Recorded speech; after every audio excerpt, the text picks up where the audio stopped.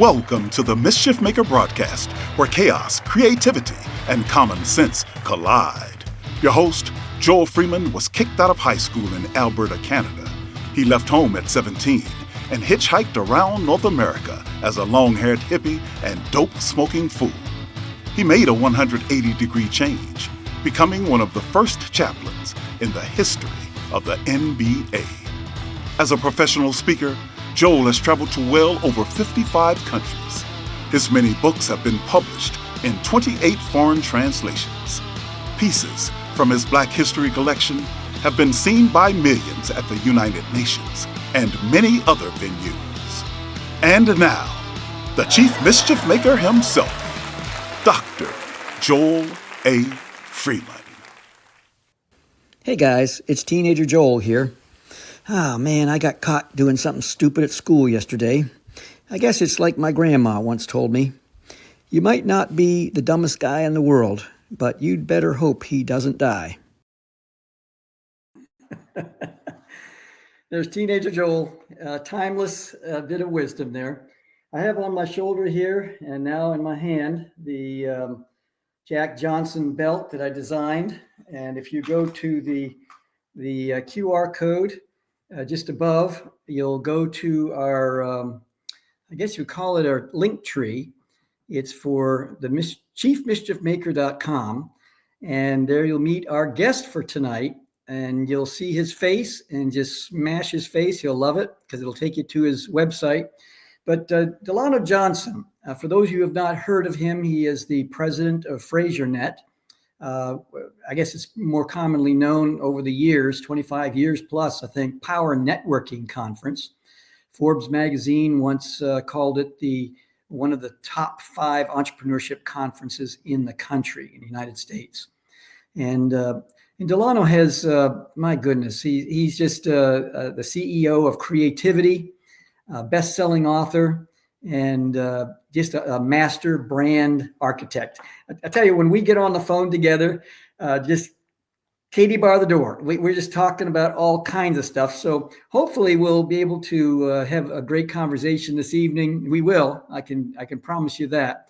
We'll be talking about all kinds of elements of 9 classic obstacles that you face as an entrepreneur, and creativity, reputation, talent, all these different elements that come together. We're going to talk about a lot of things this evening. And by the way, he was personal friends with Miles Monroe. And for those of you who've heard of Miles, he's from Bahamas originally. And so tonight we're going to listen to a song that I wrote. It's called Business Partner Blues. Hit it, Mel.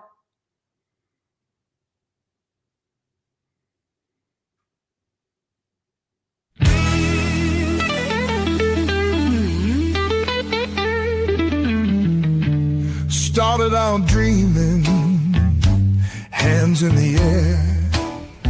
Worked hard to build something, a vision to share. Attacked hell with squirt guns, thought we were tough. But business and friendship, wow, it can get rough. Then came the dollars, along with the doubt. Late night worries and figures to count.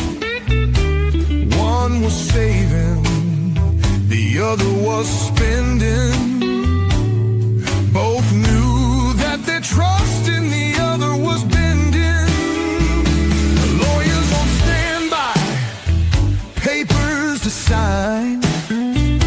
Friendship eroded, $1 at a time. Or was it the greed? Maybe just 2 different versions of me. But there's a way to stand the test, to keep a friendship and not make a mess. Write it all down, be clear and wise. Take on the deal, but don't close your eyes. Respect the roles, don't cross the lane. Split the profit, split the pain. If trust gets thin, step back, reset, 'cause friendship's a fortune you don't wanna bet. The best way to ruin a bond that's true is to mix in money and gaslight the view. If you wanna stay friends and make money together, be humble and smart and respect God forever.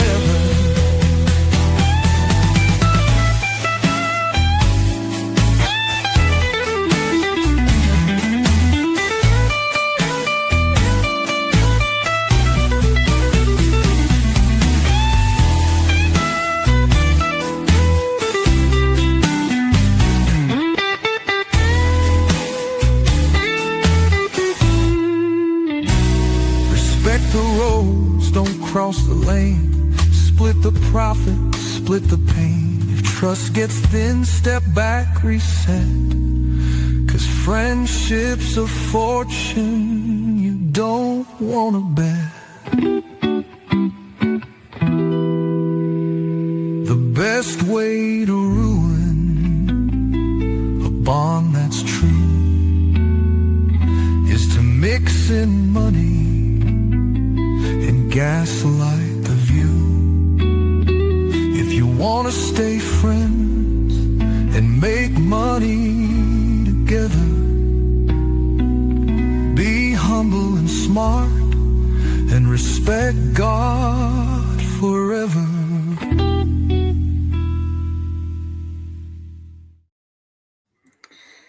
Well, that's a song I wrote, I guess, I don't know how many months ago now, but it's part of the album called Empty the Library Within. Just launched my first song on all across 120 different platforms. And Frank Rizzo, thank you for the thumbs up. Second time you've heard this song, love the lyrics. Thanks so much, Frank. Appreciate it. Let's bring on our guest tonight, our special guest tonight, Delano Johnson. And Delano, it is so good to see you again. Wow. My brother from another mother. My brother from another mother. So let's hit you. Go ahead. Wait, first of all, that song was real deep. The song was extremely valuable on the nuggets of how to keep friendship, right? And you ended off with respect God. Like, so God has to be the center of it, right? At some point. So great song, man. Great song. Thank you. So it means a lot coming from you. Thank you very much. You've been described as a creative powerhouse. And I just wanted to know, when did you first begin to think that creativity was going to help to shape your career? Joel, that's such a good question, because how we met was centered around the idea of creativity. First of all, your book and my book as well. And I think that was the two things, those two works that came together before the physical actual authors came together, those two books together. And so I think for me, Joel, it was creativity and talent went together. Right. It was always these two words that people would use to describe me ever since I remember, just growing up as a kid. My grandmother would say it. My mother would say it. The neighbors would say it. The teacher would say it. My brothers and sisters would say it. And at some point in time, and I started to become curious in terms of what was this word? What does it mean? How am I going to actually use this word to get rich, so I can, pay everybody's bills and stuff.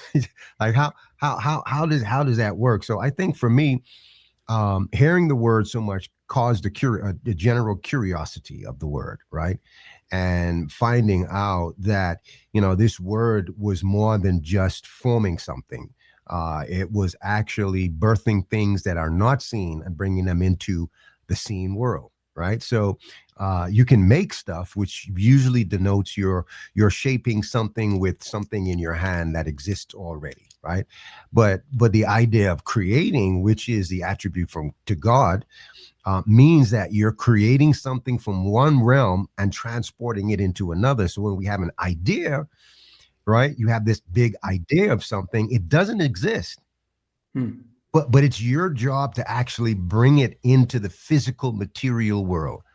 And that intrigued me, to know that I could talk to God about an idea, get a download, and then be able to show people what I saw in the spirit realm, or see it in a realm where our physical eyes couldn't behold it. You couldn't understand it. So all of that was extremely intriguing. Why? By the time I got like maybe 12, I would say, I started to become extremely fascinated with the word, and I'd accept the fate that, okay, maybe this word is a part of my life. So just accept it, right? Some people was fast on the track and field, some people was great and tall and they could, dunk, some people were good at math.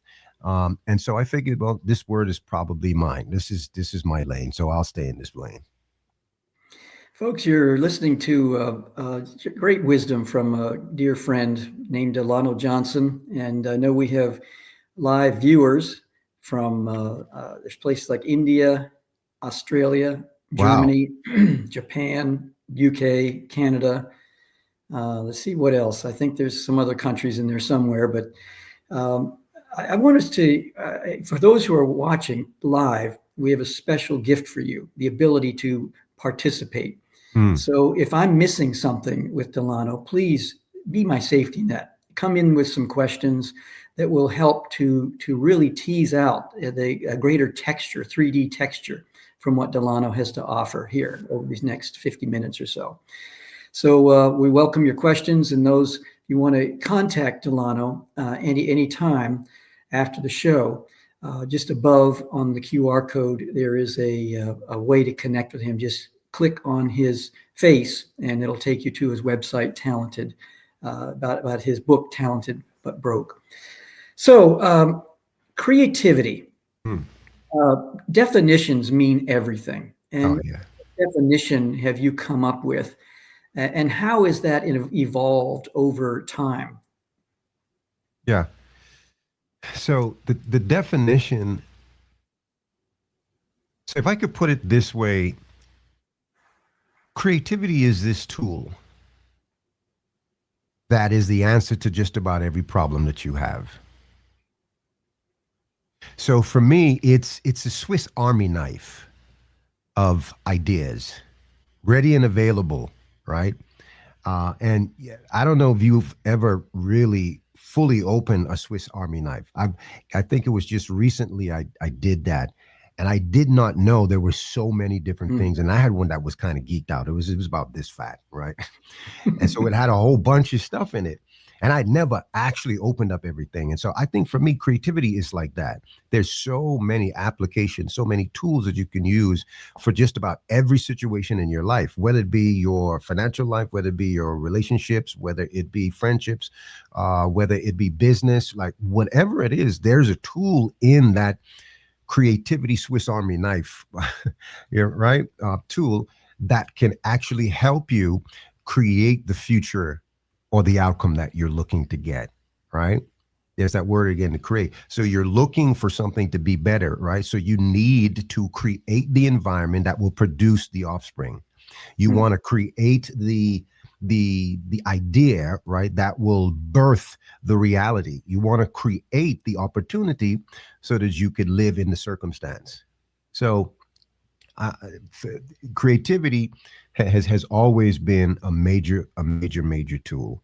And regardless of what I try to do, Dr. Joel, it always follows me, and it always demands of me next level growth.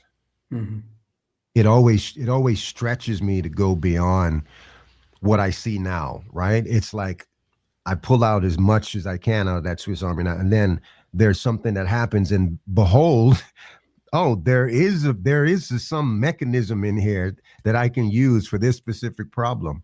it never fails, right? It never fails. I think God specifically hides some of these, these parts of this Swiss Army knife we call creativity, for the moment that it's needed the most. So that's my outlook on it. It's a little bit. I may say that viewpoint may be a little bit creative, but now, do you look off into the distance? I mean, taking a trip to California, let's say from the East Coast mm-hmm. in U.S. or some other part of the world. Mm-hmm. Are you looking at the finished product and then build back time-wise? Oh yeah. Technique-wise. I mean, tell me a little bit, or share with us your process. It's always a reverse engineering from the original vision. I see the things I hear, even like with songwriting, I would hear the full song. I would hear all the instruments. And so when I sit down to write or when I sit down to produce, now it's decoding what actually made that sound. Mm-hmm. Right. And if I'm on a keyboard or if I'm, using digital instruments, I can find something that's it. Or if I don't find it, I mess around with the oscillators to make that sound because it's still registered in my head. So it's always a case of, for me, reverse engineering the vision that I saw. Mm. It's like this. I tell people, everybody's vision is like a coming soon building. Mm-hmm. You drive past it and there's this big, huge poster and it has people walking. It has a, lady walking the dog. It has some guy in a sports car. It has people in the shop buying stuff. So there's this whole idea of the finished product, which is the building in use, right? You're seeing a bunch of cars in the parking lot. They got these little drawings everywhere, all these little specs with cars and people. And so that's the finished product. Now they got to do that. They got to build a building, then they got to market it, and then they got to get that lady, right, that they drew, right, walking with that dog, right? They got to find that guy who's driving that red sports car to get him to come to one of the stores. So I think it's always a case of reverse engineering from vision, for me, at least. Now, do you, when it comes to blockage, you're a writer, you're an artist, you put, you're a musician, all these different elements that kind of, when you pull the threads, all have some common denominator, I'm sure. But we talk about writer's block, the creative block. How do you push through that? And what is the block? And does that actually exist? Some people define it as non-existent, and you just have to pound through whatever it is. Well, so let's look at it this way. If I'm running at a specific pace, and I slow down, something happened because I'm not maintaining the same speed. So something happened. So either I got tired, either I was disinterested, either I wanted to stop, or something distracted me, right? When you're creating and you get a download, a stream of consciousness that creates moving images or still images or sound or perception, that's a full load stream.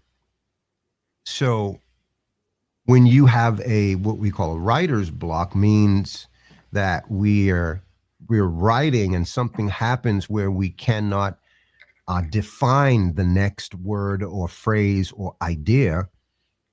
When that happens, I think it's a moment for us that draws the line in how far we can go and how far we need to go in order to complete this particular project. So it's like I've done enough in my life to get to 2 verses and a chorus. I can't get to the vamp and I can't get to a third verse, right? Maybe because I don't have the context of life. Maybe the song is a little bit deeper. Maybe the movie, I'm stuck at where the character dies and I can't figure out how to bring him back, right? And because I don't have the context to that. So for me, usually what I do is I walk away and I inundate myself with a whole bunch of random, non-associated experiences, right? For how long? I'll go play video game. Okay. right? I'll play a video game, which takes me totally in a totally different direction, right?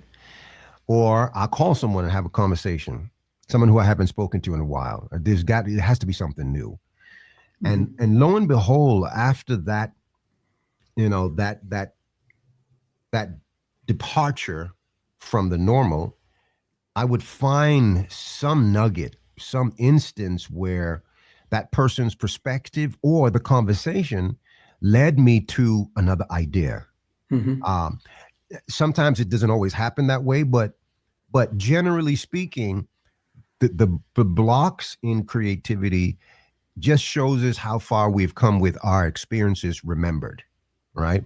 So sometimes it takes a new experience or sometimes a familiar experience to take you away from the thing that you're doing so that you can find all of the other ingredients needed for that particular thing that you're working on.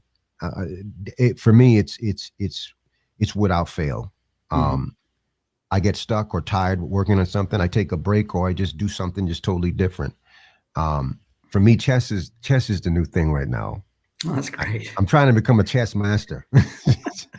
And I called my teacher the other day and I said to him, I said, I believe I can beat you. And he said, wow, that's a great dream. He says, one day you're going to go to sleep and wake up and realize how bad and mysteriously wrong you were. So I think when you have roadblocks, it's just a sign that, you have what you need. It's just not in the top drawer, right? It's not in the top drawer. It's not on the counter. You got to go and dig for this one. I know for me, writing, sometimes if I hit that spot, whatever it is, I'll just leave it alone, the book alone for sometimes weeks. And then when I come back to it, it's like writing at let's say 2:30 in the morning, and it's oh, this is great, but at 10 o'clock the next morning, it's like, oh, this is terrible. Yeah, it's drudgery, right? But you're right. Stepping away, I think, is an important component. And when it comes to risk, I mean, higher the risk, the higher the reward. How does someone? I mean, sometimes people come up with some crazy ideas that actually work. Yeah. But 99.9% of the time, the crazy ideas don't work. It seems like it just, there's a lot of components. Speak to that a little bit, because we have people, some people who are listening or watching tonight, today might be people that would prefer to work in a corporate type setting where it is, they know they're going to get paid at the end of the week. Yeah. And others view that as total craziness. Yeah. And can you kind of speak to both? Yeah.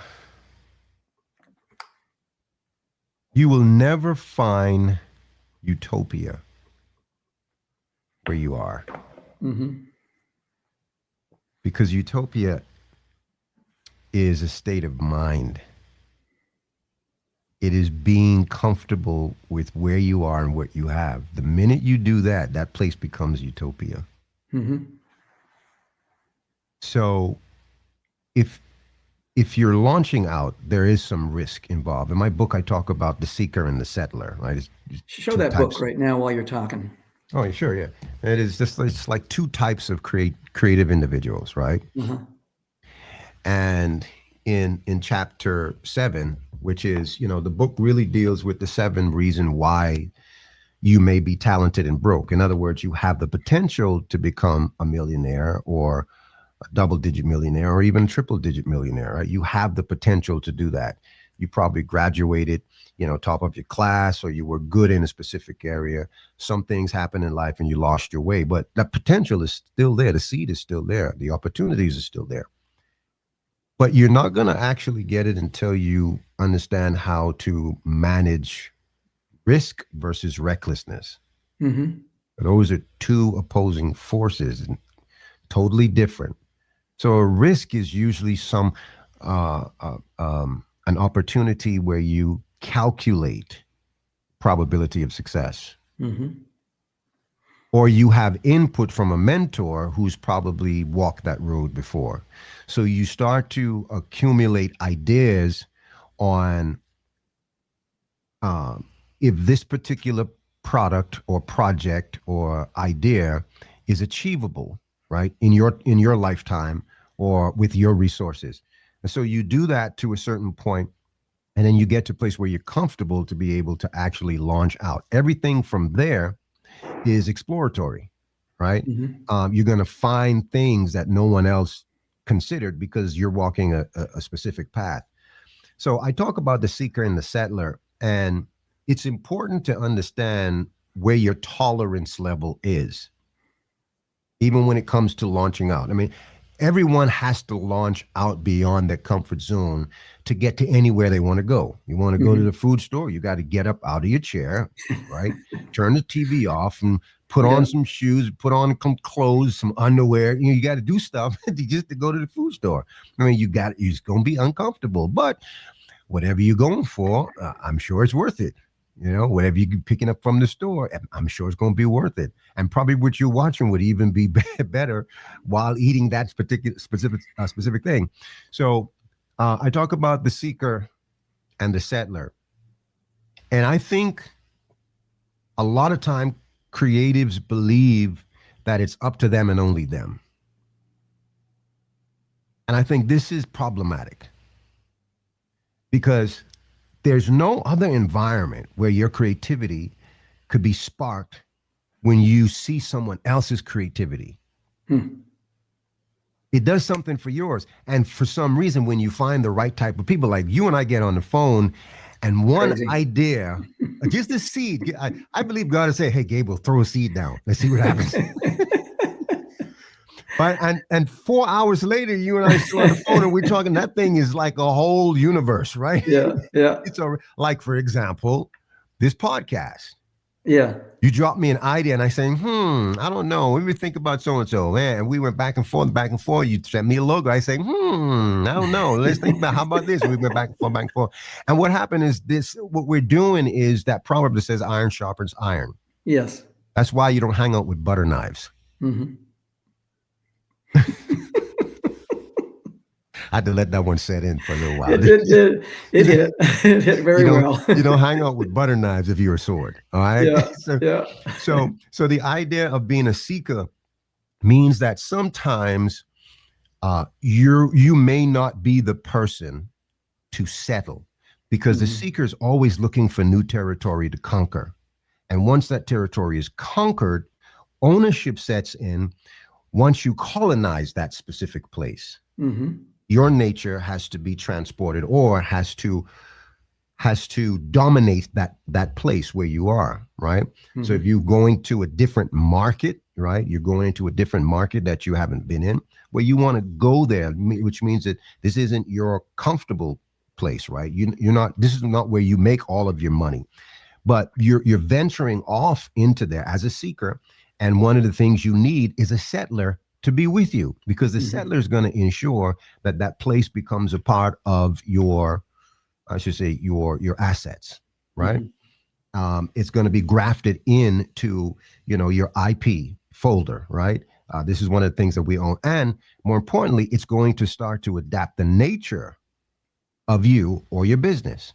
So sometimes you don't have to actually assume all of the risk, because it's probably more riskier for you to do it if you don't have the tolerance for that risk. When you may have a partner or somebody else that can actually go, and maybe that person is a little bit more knowledgeable of the risk because they've done it before, they've done it a few times, or they have a lot of friends that have done it. So for them, it's not as risky because they understand all of the potholes. They understand all of the things that could go wrong. They understand all of the problems that has already been solved. So it will be easier for you to partner with that individual and go on that path. So the way that you deal with risk is, number one, you have to take them. Number two, you don't have to take it alone. All right. If you take it alone, then you have to take a lot of Band-Aids and a lot of gauze, right? And some alcohol, rubbing alcohol. You got to take all of this stuff to heal the wounds, because it will affect you, right? You will launch out, and there are things that you may not have seen, and it will affect you.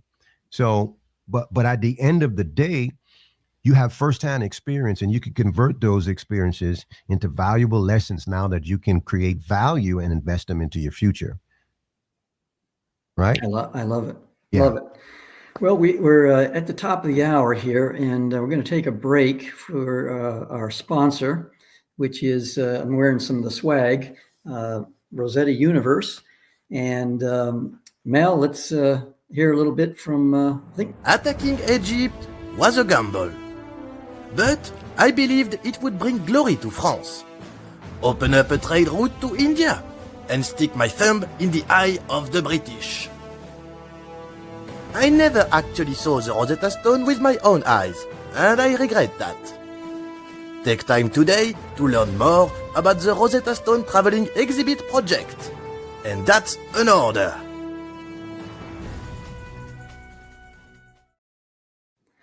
Well, that's Napoleon telling us a little bit about the Rosetta Universe. And there's, when you go to the link tree above, and with the QR code, and if you can't get there because you're using your cell phone, then just go to 3 words, chiefmischiefmaker.com, chiefmischiefmaker.com. And you'll learn about how we're developing a project where we're transforming this ancient artifact, the Rosetta Stone, into a modern metaphor for problem solving and critical thinking. And so that'll tell you more about it. Now, Delano, I'd like for us to step back into your first venture. You might have been shining shoes like I did when I was 5 or 6 years of age. You might have been, pulling weeds or something like that for a next door neighbor. What was that first business venture, and what did that? How did that inform your work ethic? And maybe if you can talk about working hard and working smart, and what that taught you about that balance. Yeah. So I would say the first time I got the idea of making a profit, I didn't understand what it meant. And I didn't even use the word. All I knew is that I had this, I sold that, and now I have this. Wow. So it was actually pencils. And when I was in school, a lot of the pencils didn't have erasers on the top. And so the erasers were separate. And a lot of kids, for some reason, didn't have the erasers. And so what I would do is I would scour the school grounds, and I would always find pencils and erasers. So I would keep them. And then if someone said that they didn't have any erasers, I would sell them one that I found for 5 cents, 25 cents. If it was a double-sided, they had it like a double-sided one sometimes. And so I would sell them. And when I did it, now, entrepreneurship usually comes out of some need. And the need was, I only had X amount of lunch, right? And I wanted more. Like I wanted some of there was this snack. I'm sure it should be outlawed now because of the stuff they probably had in it, right? But it was called Chico Stick. I don't know if you remember that. In Bahamas, right? In the Bahamas, but it was here in the U.S. too. I hear a lot of people talk about it. But it was this thing. It was like this candy that was botched up in a tube. But it oh my God, it just tastes so good. And I used to love that, but I didn't have the money to buy it. So when I realized that people needed erasers and I started to sell it to them, I started to make money. And I liked that idea and the feeling of I didn't have to ask anybody for any money. I didn't have to ask my big brother or my sister.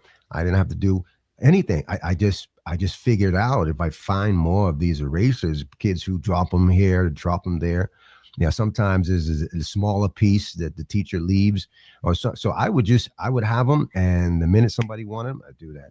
And then the next thing I used to do is I used to ask the lady, say, this is probably bad, but what we would call the tuck shop, which is where kids who brought their money for lunch, you would go and they had like a little window whenever they were ready to sell stuff, the little window would open up, Mhm. and the people would sell, they would sell you candies and all this different stuff.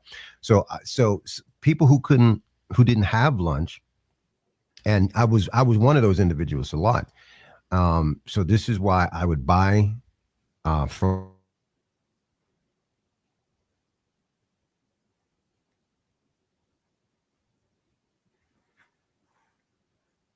I think you're. Them, and I just for 20. Mhm. Oh, are you there? I think your Wi-Fi just froze for a second there. Go ahead. If you could did? repeat Okay. what you said. Yeah, I was saying that I would go to the tuck shop where they sold the lunches. Mhm. There were sandwiches and candies and juice and milk and all this stuff. And so I would always say I had like less of the money, which I mean, I did, because that's all I had set aside for it. And so they would give it to me at that price. So if it was 25 cents, I would give them 15 cents. And so I got 10 cents that I'm making from that thing, because I'm going to go sell it to someone. Right. So I'll take 5 cents off. Right. But I'll make a dime. I mean, I'll make a nickel. Sure. So And back then, that was a lot, right? I bought my first girlfriend one of those rings, the candy rings. Yeah. I told her I was going to marry him and buy her a ring, and so I bought one of them. It was for 50 cents. That was a lot of money back then. Wow, that was big money back And then. yeah, it was huge. It was like a big old diamond on that. Yeah. And so anyway, I think for me, understanding that there's a certain amount of freedom that came with that. Mhm. I could chart my own course. And so from there, I moved on. I remember in the summer, because my mother didn't always have the money to buy us new school uniform, me and my younger brother, right? Mhm. And so I remember one day my sister said, these little guys are out by the airport washing cars. I'm like, washing cars? Wow. And so my brother, who is very like meticulous, Mhm. I used to watch him wash his car. Like he's had cars. I mean, always buy all his cars, and he did all of the maintenance on his cars. Like he did it himself. As a matter of fact, I called him the other day because I love Pirelli tires, because he taught me about Pirelli tires. These are racing tires. Mhm. And so my car has Pirelli tires on them, and I just remembered how he would clean them. And so I called him up and I said, "Hey, chef," and I showed him, a picture with this stuff, and he saw that I had Pirellis on the tire, and it was just a nostalgic moment. And I remembered how he used to clean the cars in terms of the detailing. So I anything he did was always immaculate. It was always like to the T. It was always showroom ready. And so I really appreciated that. And I emulated that, in everything that I did. And his name is Sheffield, my older brother. And so I said, you know what? I'm going to go and wash cars. And I'm going to charge people more. Like, I didn't know where I get the idea from that I could actually charge people more money, Joe. But I figured if I do a good job Mhm.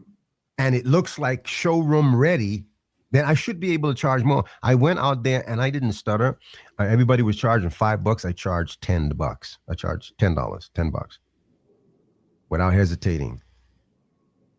And I think it was just the audacity where one guy who had I think it was a Supra, Toyota Supra. And he was like, okay, let me see what you can do. And when I was done, man, whoo, Ooh, you did it. I got an extra tip, a $2 tip. So I made $12. Everybody else was making $5. I ended up at $12. That's great. Well, this Ellen Levine says, when I was a kid, we shoveled people's driveways when it snowed and cut their lawn in the summer. We cleared empty lots and found soda bottles with 5-cent return. We sold Kool-Aid. We did everything we could think of to make money. I was thinking a lot of ideas come from people complaining. I remember hearing the story of a woman, I think she was in the Philadelphia area. Her parents put her through college and she became a financial helping financial counselor, helping people. She had one was a pitcher for the Philadelphia Phillies. And in the middle of her quarterly meeting with him to look at his portfolio, he mentioned something about his dog. And he says, I love my dogs, or several dogs, I guess. But he says, I hate the fact that they're pooping in the backyard. I always have to clean up the dog poop. Yeah. And so she parked it. And next quarterly meeting, at the end of the meeting, she said, by the way, would you be interested in paying someone to come pick up the dog poop? He says, absolutely. He says, I got other friends with dogs. And what happened is within 3 years, she had 9 employees who was making over $1 million a year. And her parents thought she was crazy. But the fact that he was complaining about something, and she had a little sports car, and she went and got a super duper pooper scooper and maybe some Glad bags or whatever. And so her investment, her risk was very minimal. And she was able to, for a while, just to maintain her regular job. But then it became so great after that. Speak to that, in terms of how other people's problems can actually become a benefit. I mean, that's a wonderful story of the power of understanding a complaint. So every complaint, well, if you harness, this is only when you harness it. So a lot of people say, oh, you know what you should do? You should do X, Y, and Z.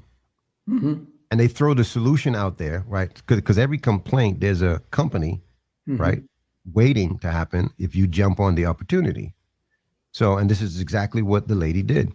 So a lot of people complain, or I mean, they would hear some people complain. They say, I wish that we should have this. So somebody should figure out how to do this. Or and so a lot of times the person who is saying it should really be the one to do it. And I have this thing. God reigns on the just, but everybody's going to get wet. Got it. Right? So if you get wet from that idea, you're entrenched in the curiosity of it, then I think there's always 4 things that you should do. One of 4 things. Because I don't know about anybody else, but I know you do, Joel. I get ideas constantly. Matter of fact, sometimes. Yeah. Here's the deal. Sometimes when a client is talking to me about a problem, I'm solving 2 or 3 problems. One client was talking about an issue, and I purchased the URL because of that issue. Did you know 2 years later, they came back and I had that URL as a solution for them already? That's great. That is great. Yeah. So when I'm always like, I'm like you. I know I think we talk about this. We probably hundreds of URLs, right? Over 600 myself. Yeah. Yeah, it's exactly right. So, and what people don't understand is that when you own a domain, and particularly if you're able to have an idea, have a thought, and go to a .com, and that's available the same way you had that idea, the way that it came to you, that it's available, it means that no one else in the world is thinking about this to the point of snatching up the URL. So there's some uniqueness. There's a unique proposition to this here, right? And of course, you got to develop it. But I think with every idea that comes your way, you have to do one of 4 things. And I teach this in my Townsend and Broke class, because one of the ways to be Townsend and Broke is to allow these great ideas to come through you and not stay in you, so that they can marinate and you can produce some result from these ideas. So I think some ideas come to you and they are what I would call a legacy idea, right? You're going to go out, you're going to own the intellectual property, you're going to get the URL, you're going to own the names and the rights and everything. And then you're going to build it from scratch, and it's going to be a part of your family legacy, right? It's going to be a part of an asset that you pass on to your kids. That's a legacy idea, right? It helps to define your portfolio or you in some way, right? Or even your family in some way, right? And then number 2 is that some ideas come to you and you're going to need partnerships to get it done. So I have the idea and I go I own the URL, the IP. I do all of that up front. But when it comes to the production part of it, I look for a partner, right? So at least I own some aspect of the intellectual property, and whatever's shared is me releasing that, as opposed to us saying, hey, this is my part and that's your part, right? No, I already own some part of it. Matter of fact, I own the major part of it, right? And so then I look for someone who has expertise in doing the work it takes to materialize that thing. So that's number 2.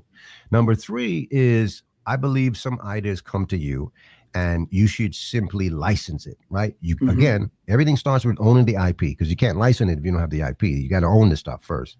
So if it's an idea, and let's say it warrants a prototype or whatever, right? You want to pay for that, get the prototype done. And now you take that prototype, you have all your paper and your documents, and you take it to a manufacturer and say, hey, I want to license this, right? You do this for 5 or 6 or 7 different of my competitors. I need you to do it for me. I'm going to pay you X amount on the marketing, and here's the cut. Bam, it's done. You're not doing all of the work. Somebody else is doing all the work. And then there's the last idea that I think comes to you. Some ideas come to you, and it's for the relationships between your kids' business partners. And what I mean by that is, you get an idea and you mentor someone, right? And that person becomes, because maybe your kids aren't ready for it, or maybe they're doing something else. But it has something to do with the family legacy or the products that this family creates. And so you own it, and then you find someone to mentor them. Again, you own all the IP, you own everything, but you mentor them, right? And you create a relationship between you and them, and that thing is passed on to your kids, and that relationship to continue. So it's like Ray Kroc and the other guy who makes all of the buns, right? And so he had many different relationships that was intact. And those are all legacy, generational legacy relationships. So every idea isn't for you to actually go out and dump your whole savings in it and do it, right? Not every idea. So you have to qualify it, and you have to figure out which one of those 4 buckets, right? I call them the 4 idea buckets. Which one of those buckets that it's right for you at this particular time in your life. So I think, who are we without ideas? That's right. We're no one. I mean, you hadn't, check this out. However many people are listening right now to your voice and mine, it's only because of your idea. Your ability to have an idea, birth it, and then create a product out of it. This is the reason why we're here, because of you. So your ideas produce connections and relationships, always, whether it's a business relationship, a close relationship, a friendship, whatever it is. You may find them a mate, with a great idea, right? You're having a great idea. And so I think ideas is just a part of the human experience that keeps us always moving towards the future. I think, and by the way, we have Jack Denver. He said, think about Lyft and Uber. It was created to be everything that a taxi service could not match. Yeah. Brilliant. That's great insight. Yeah, that's great. That's great. Thanks, Jack. And they don't, and the thing is, Uber's owning cars now, but when they started, they didn't even own That's right. They didn't even own a car. It's all an idea and an app. It's crazy. Incredible. Crazy. But I think in terms of protecting the idea, one of the things that I do, and I'm sure you do too, is that I will buy sometimes 25 to 30 domains around the idea. Even like if it's a word that could be misspelled, I buy the domain in the misspelled form, so that someone who misspells it, if it's a common word that's misspelled. Plus, when I think of a domain, I think of if I'm on a talk show and someone's in drive time, and they reach around for their pen, a piece of paper, or they write on their hand, or whatever they do. you want something that's memorable, even if they don't write it down. Yeah. And if someone's kind of scrunching up their nose and say, how do you spell that? You already lost. Yeah, you got it. Yeah. And so it's just the whole the idea of protecting. And I find that by buying up the domains around it, you are, like a dog marks its area. Territory. It's territory, and other dogs sniff around it. You go, no, you don't mess. Lions do the same thing with their pride. You don't mess with this. Because this person's already captured the idea. Yeah. And that's a very inexpensive way to protect, that intellectual property. Yeah, that's a very good thing, Joe. And I think this is one of the things where we find so much similarities in how we respond to this thing called creativity. I like it as I call it the Walt Disney tactic, right? You see a piece of real property, right? You understand what your intentions are, and you understand the economic impact of the surrounding area that this idea will have. So what do? You start buying all of the other properties, real properties, around the neighborhood, because at some point they will become extremely valuable. And if you should decide to expand, you're not paying someone, right, for 9,000% higher than what you could have gotten it for, because you're the one who increased the value of the property because of your product. So I liken it as to that. When I think of a URL, I think about all of the touch points, industries, and then all of the similar products that could be spun out of that, right? So if it's a him and her, right? If it's a up or down, right? If it's so I think about all of those different things. And I think when we first spoke, I think that was one of the first things we realized we do alike. He's like, hey, I'm just not going to buy one URL. No. I have a friend of mine, speaking of real estate, because we're talking about digital real estate, but in terms of real estate, what he does, he'll see a kind of a really cool housing area coming up in lots for sale. And he'll buy one of the primo lots and then sit on it for 2 years. And he said, and then after 2 years, he'll then put it up for sale. And it is amazing because people like the area, and they, it's like, hey, I want that lot now. And it's like 2-3 times the value because the other people brought value to it. Yeah. Always buy where somebody else is tilling the ground. Right. That's the law Miles taught me. He was a matter of fact, I think he was probably between the 1 and 5 top 5 individuals in our country with the most land. Wow. Yeah. Tell us a little bit about Miles. Miles Monroe. For those who've not heard of Miles, he's written a number of books, and he's passed away in a plane accident, tragically. But can you give us? We have about 6 minutes left. But can you give us a couple of minutes here about Miles? Yeah. And your relationship. Yeah. The thing, Joel, is that mentorship became the way of life for me. With my father having so many kids, I'm 28. I'm 27 of 28 kids. And so you didn't have his time, right? He did the best he could do. But my mother never said, "Oh, I'm your mom and your dad." When I got to a certain age, I said, I need to know what the difference is between a flathead screwdriver and a Phillips screwdriver, Mom. Like, you taught me how to wash this and clean up, and okay, I need to know some. And so, lo and behold, when I moved to Nassau, I was drawn to the church because I'd heard of Miles, his tapes, but there was no names on them. It was just these cassette tapes that were circling around, and people had it, and you would borrow it and listen to it and so forth. And so when I finally met him, I realized he was the person who I was listening to all this time as a kid. And so I joined the church, and long story short, I started to traveling with him as a music minister. We had a group that he took with him. We was exposed to so many different things, exposed to TBN. We were at the Shrine Auditorium. We was always on TBN.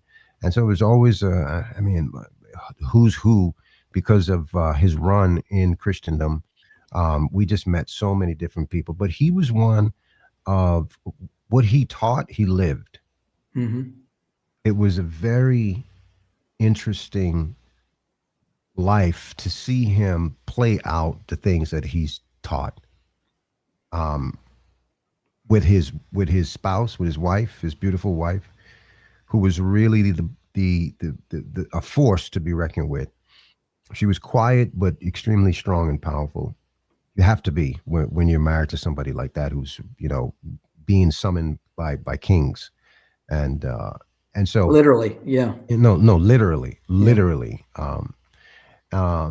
And the last place he was in Swaziland. The king of Swaziland had requested his presence to be with him for, I think it was 2 weeks. And he just wanted to learn and observe and absorb a lot of Dr. Munro's wisdom.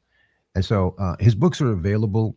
He's been a part of the conference that I'm now chairing because the person that I met, who was also mentored by Dr. Munro, knew that I was mentored by Dr. Munro and felt comfortable with that. As a matter of fact, I was introduced to him because of you.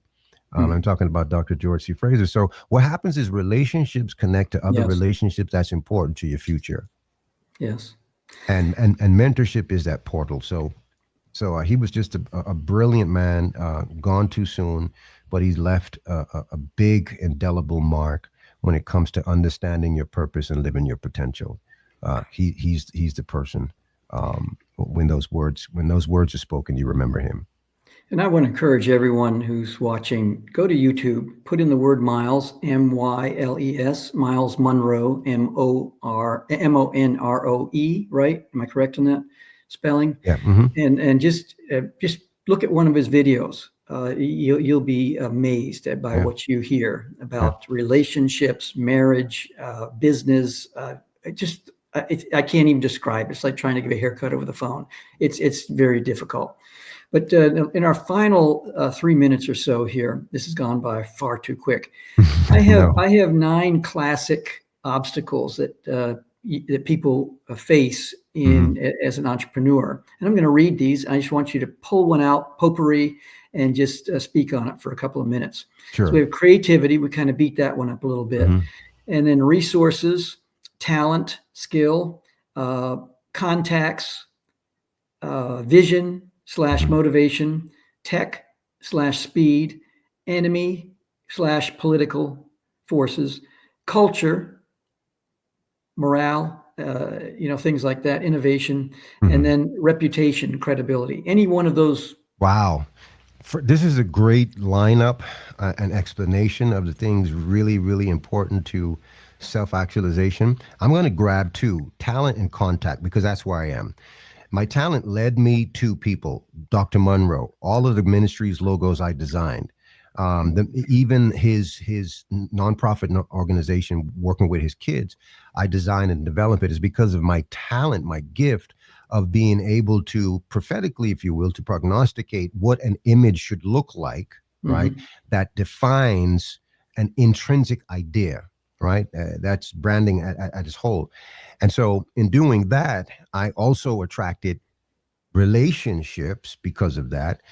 So talking about contacts now, and your talent is responsible for X amount of things happening in the world. It's going to demand resources, and those resources which you're going to use to help heal, or in some cases hurt if you don't understand the value of it. So for me, being able to meet a Dr. George C. Fraser and realizing that, when I made my first million at 33, lost it all by 39 in 6 years. And I realized I was missing a very important ingredient, and that is the contacts or relationships to sustain your current wealth. Every level of wealth you achieve, you have to have certain relationships that can help you sustain that. You all have businesses that interact with one another. You can support one another because there's some way that your product has to do with my product. And it's very good when you can actually engineer relationships that way, where there's a little bit of a dependency in that relationship from a business standpoint. You do business together. And so Dr. George is the person who left. 15 seconds. Oh, I see. Yeah. So anyway, so Dr. Drew is the person who had and started the Power Networking Conference, for which I served him for 8 years. And now I'm the president of that. It's the Power Networking Experience and Expo. If you've not seen it, go to powernetworkingex.com and just check us out. It's November the 5th through the 8th. You definitely need to be there. Connect with my dear friend Delano on the QR code above. And thank you so much for Thank you, being Joel. here today. And Thank you, Joel.